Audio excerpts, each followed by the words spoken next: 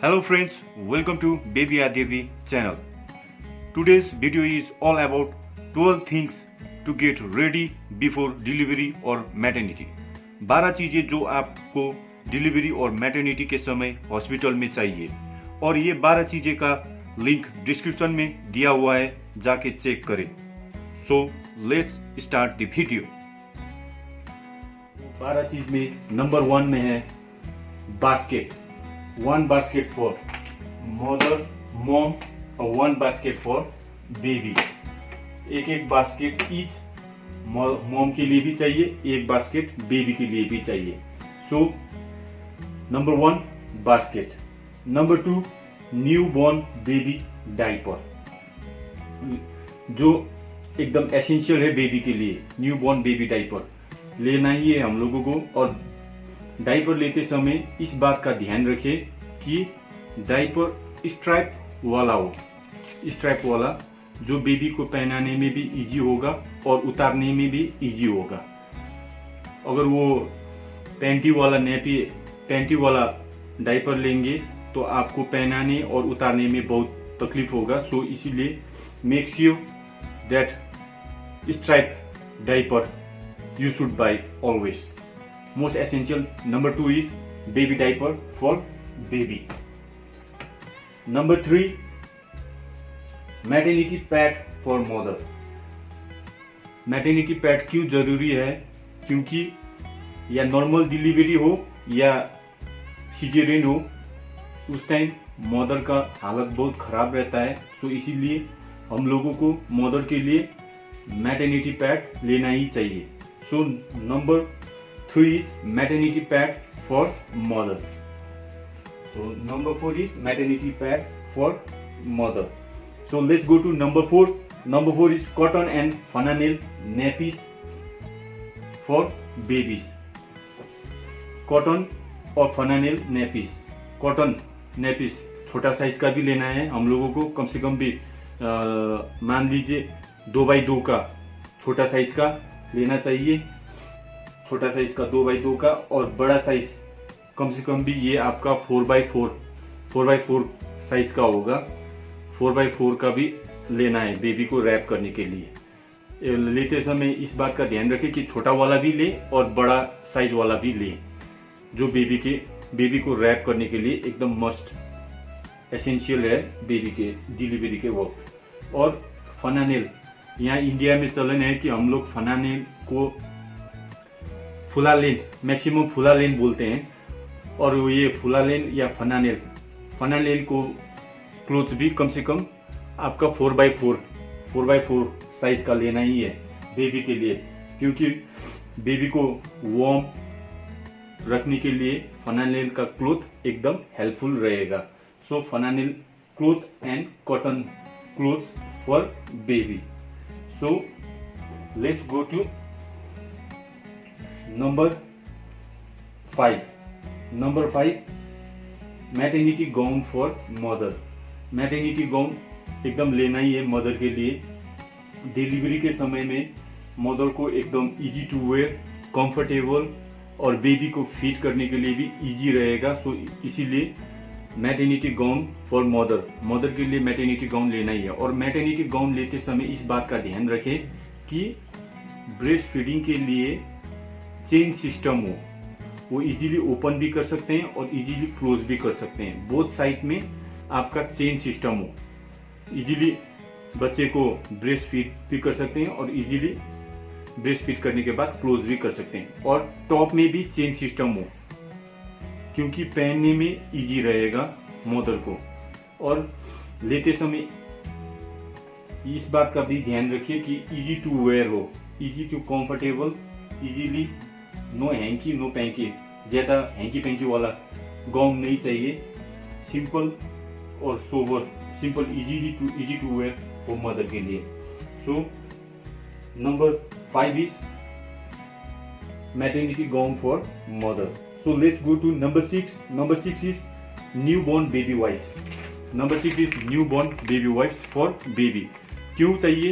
ये भी एकदम जरूरी है क्योंकि बेबी उस टाइम न्यूबॉर्न बेबी पोटी कर देगा या कुछ भी कर दिया तो उस टाइम साफ करने के लिए हम लोगों को न्यू बॉर्न बेबी वाइप्स चाहिए, क्योंकि हॉस्पिटल में आप बेबी पोटी कर दिया तो हम लोग को बेबी को पानी से तो साफ नहीं कर सकते हैं, और बेबी को क्लोथ से साफ किए तो भी क्लोथ हॉस्पिटल में हम लोग कहाँ पर धुलाएंगे, धुलाने का सुविधा भी नहीं रहेगा। तो इसीलिए हम लोगों को न्यू बॉर्न बेबी वाइप्स एकदम जरूरी है बेबी के लिए डिलीवरी के वक्त। So number 6 is new born baby wipes for baby.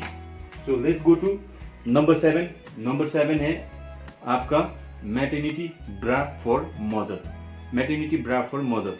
और ब्रा लेते समय इस बात का ध्यान रखें कि ब्रा आगे से ओपन हो, इजीली आगे से ओपन हो, क्योंकि आगे से ओपन होगा तो बेबी को फीड करने के लिए इजी रहेगा।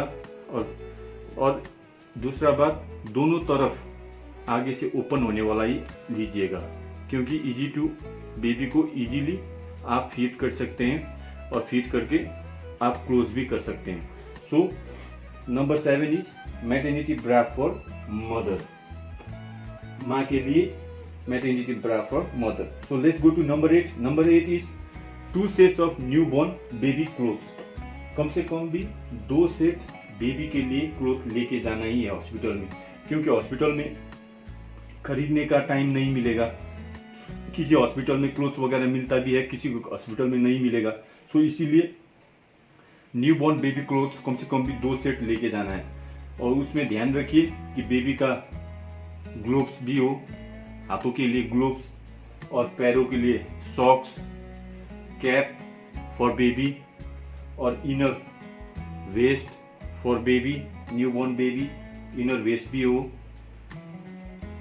और क्लोथ लेते समय इस बात का ध्यान रखें कि एकदम सॉफ्ट और कंफर्टेबल हो बेबी के लिए, क्योंकि बेबी का स्किन बहुत सेंसिटिव होगा उस टाइम। और दूसरा बात, एकदम वार्म एंड सॉफ्ट टाइप का भी कपड़ा लीजिए। कम से कम भी 2 सेट चाहिए। अगर एक सेट गंदा हो गया, मैला हो गया, तो आपके पास दूसरा सेट रहेगा और इजीली आप चेंज कर सकते हैं। तो कम से कम भी 2 सेट्स क्लोथ फॉर बेबी लेना ही है। और so number 8 is 2 sets of cloth for baby, कम से कम भी 2 सेट कपड़ा। So let's go to number 9। Number 9 is new born baby blanket. ये भी एकदम एसेंशियल है, एकदम जरूरी है। न्यू बॉर्न बेबी ब्लैंकेट भी लेके जाना ही है। और ब्लैंकेट लेते समय कम से कम भी एक ब्लैंकेट थोड़ा बड़ा हो, क्योंकि बेबी का ग्रोथ तो जल्दी जल्दी हो जाएगा। 1 महीने में और वेट गेन होगा, 2 महीने में और वेट गेन होगा। तो इसीलिए कम से कम भी थोड़ा बड़ा साइज का सॉफ्ट और वार्म टाइप का ब्लैंकेट लीजिएगा। सो बेबी ब्लैंकेट लेते समय एक कम से कम भी आप 2 भी ले सकते हो या 1 भी ले सकते हो। और मैंने लिया है एक इस टाइप का भी ब्लैंकेट लिया हुआ है, जो बेबी को इजीली रैप कर सकें।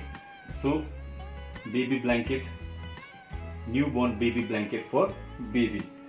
Number 9, new born baby blanket for baby. So let's go to number 10। Number 10 is sleeping bag cum baby carry bag. ये भी मोस्ट एसेंशियल है। स्लीपिंग बैग भी बोल सकते हैं इसको, और या तो बेबी कैरी बैग भी बोल सकते हैं। अगर हॉस्पिटल में आपको वार्ड रूम से डॉक्टर के पास लेके जाना पड़ा, तो आप इजीली इसमें बेबी को डाल के इजीली कैरी करके ले जा सकते हैं। और नहीं तो आप बेबी को इसके अंदर डाल के एकदम वार्म फील करा के बेड के सामने भी रख सकते हो। So most essential baby sleeping bag भी बोल सकते हैं, या baby carry bag for baby. Number 10, sleeping bag for baby. So let's go to number 11. Number 11 is baby towel and mom towel. One towel each for mom and baby. Baby के लिए भी नया towel लेना चाहिए और mom के लिए भी नया टॉवल लेना चाहिए। क्यों चाहिए? मदर को भी अगर नॉर्मल डिलीवरी हुआ तो भी उनका घाव वगैरह होता है, और सीजेरियन हुआ तो उनका उस टाइम भी सीजेरियन में भी घाव होता है। सो न्यू टॉवल लेके जाएंगे तो घाव वगैरह में इन्फेक्शन नहीं हो, इसीलिए हम लोगों को कम से कम भी न्यू टॉवल मॉम के लिए भी लेके जाना चाहिए। तो 1 टॉवल फॉर मॉम और बेबी के लिए भी 1 टॉवल, क्योंकि बेबी न्यूबॉर्न बेबी है, उनका स्किन एकदम सेंसिटिव रहता है। सो इजीली सोक करने वाला, जो एकदम पानी को अच्छी तरीके से सोक करे, उस टाइप का टॉवल लेना चाहिए। सो 1 towel for baby. So number